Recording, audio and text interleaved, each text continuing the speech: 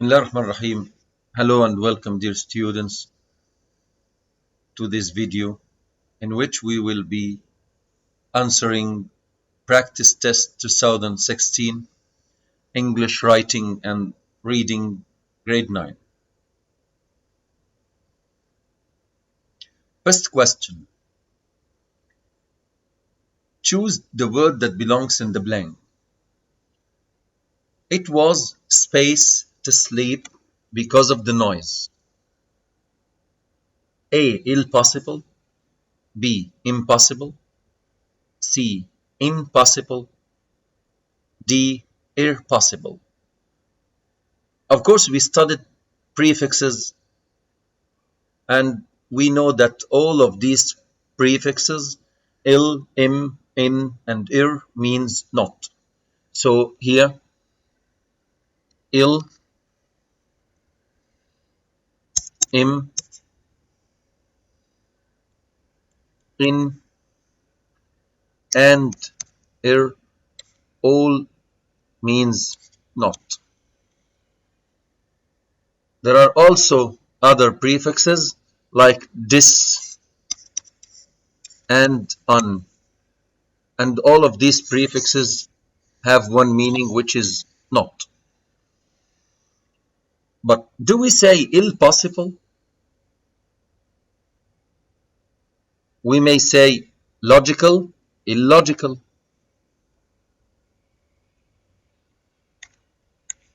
So logical becomes illogical.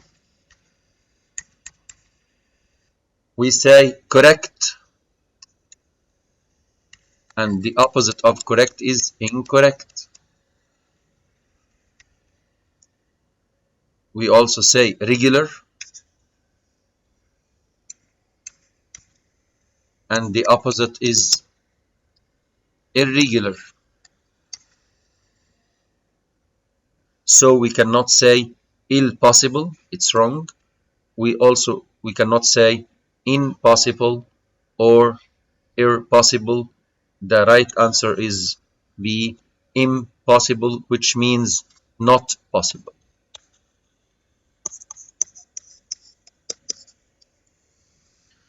Now we move on to question number 2. Don't space like that again. A. Let me down. B. Let down me. C. Down let me. And D. Down me let. Of course, we have phrasal verbs, and phrasal verbs are verbs that take prepositions. And these prepositions or adverb particles in some cases can be separated and in other cases cannot be separated. For example, we say he listened to the radio.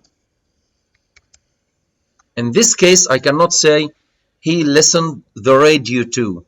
No, you have to put the verb, and after the verb you have to put the preposition to. So you cannot separate the preposition here from the verb. In our case here, the correct answer is don't let me down like that again. So that's the correct answer. We cannot say don't let down me. A similar example, we say he switched off the light. He switched off the light.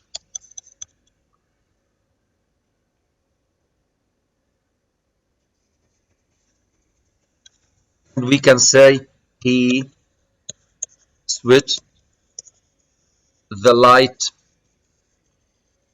off. And we can also say he switched it off. But we can never say he switched off it. That's wrong. So it is wrong to say he switched off it. That's wrong. So the correct answer here again is don't let me down like that again.